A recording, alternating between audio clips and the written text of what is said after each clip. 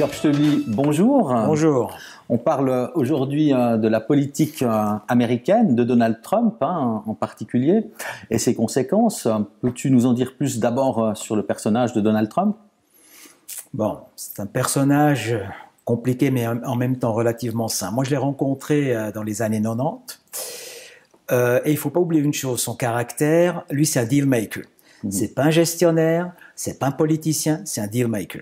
Et c'est un deal maker dans le domaine de l'immobilier. Ça veut dire, c'est du local market, c'est toujours local. S'il construit un immeuble à New York, aucune espèce d'importance des conséquences du marché immobilier à Los Angeles, par exemple, à 6000 km. Donc, il raisonne comme ça. Et là, toute la problématique, c'est ce qu'il fait aujourd'hui, c'est exactement ça. La guerre commerciale qu'il est en train de faire à la Chine, mais aussi à l'Europe, depuis peu, il ne peut pas le gagner. Il peut avoir que des perdants, inévitablement, parce que c'est le consommateur qui payera à la fin de journée la facture.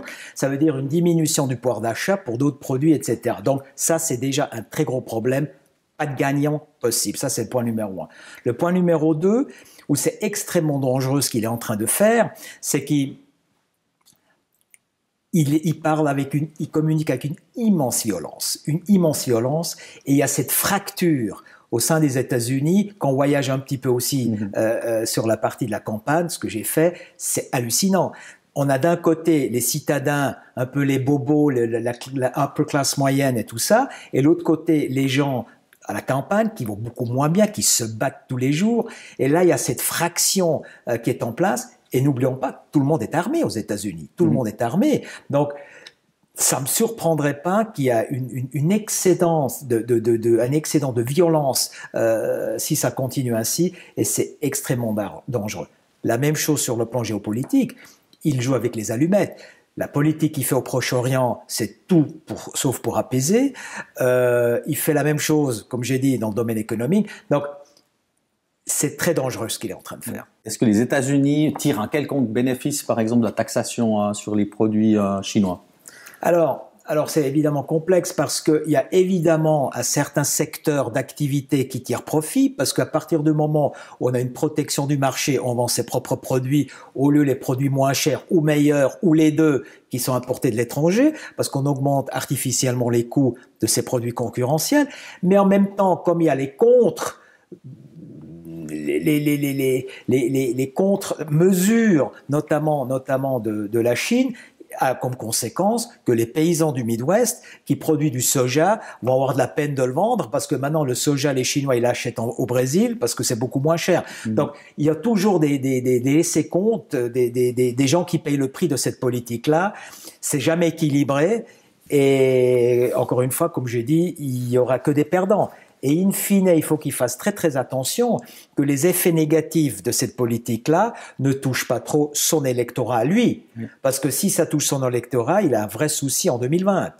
Donc, il faut qu'il fasse très attention au niveau de cette politique de guerre commerciale pour les effets négatifs n'arrivent pas avant, ils arriveront de toute façon, mais qu'ils n'arrivent pas avant les élections de 2020. Compris.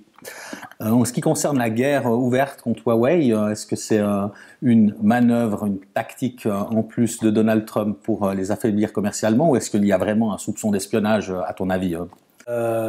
C'est évidemment visé contre le gouvernement chinois, mais il ne faut pas se faire des illusions. Il est évident que les États essayent d'avoir les datas. Les datas aujourd'hui, les informations, c'est ça qui est déterminant dans le business, en politique, partout, donc c'est primordial. L'influence aujourd'hui, donc il me semble évident que la Chine ait un accord avec Huawei pour avoir accès à des datas, mais les États-Unis l'ont avec Google, avec Facebook, avec tout le monde. Je veux dire, il n'y a pas de miracle. Donc cette espèce de guerre, de vouloir avoir un avantage sur les datas, à la limite, je peux le comprendre.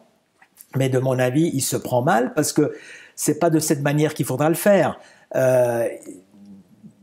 Mais c'est un vaste débat et il faut pas oublier une chose, les États-Unis avec la NSA, ils écoutent à peu près tout déjà aujourd'hui. C'est clair, ouais.